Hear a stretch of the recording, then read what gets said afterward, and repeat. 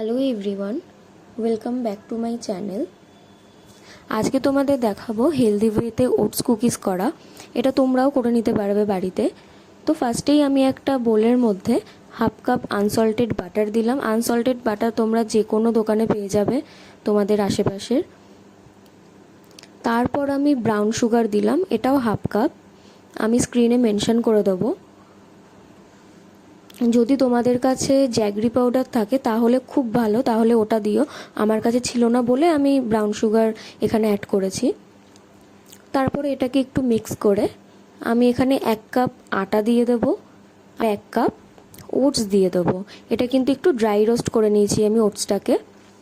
তারপরে আমি এখানে কিছু বেরিস, আমার কাছে ক্র্যানবেরি আর ব্লুবেরি ছিল, তো আমি ওটা মিক্স করেছি। আর একটু চকো চিপস আর অ্যালমন্ড অ্যাড করেছি। আমি একটু চপ করে নিয়ে অ্যালমন্ড অ্যাড করেছি। তোমরা তোমাদের ইচ্ছে মতো এগুলো কিছু অ্যাড করতে পারো যদি করতে চাও। তারপরে আমি এখানে 1 টিস্পুন বেকিং পাউডার অ্যাড করেছি, 1/4 টিস্পুন আমি এখানে বেকিং সোডা অ্যাড করেছি। তারপরে হাফ টিস্পুন আমি ভ্যানিলা এসেন্স অ্যাড করেছি।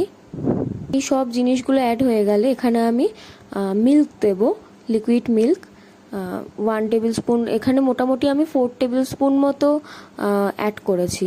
তারপরে এটাকে আমি ভালো করে মেখে নেব।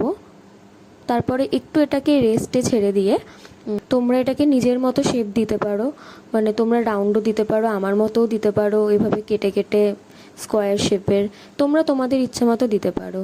তারপরে তোমরা তোমাদের কাছে যদি ওটিজি থাকে তাহলে ওটিজির মধ্যেও বেক করতে পারো 180 ডিগ্রিতে।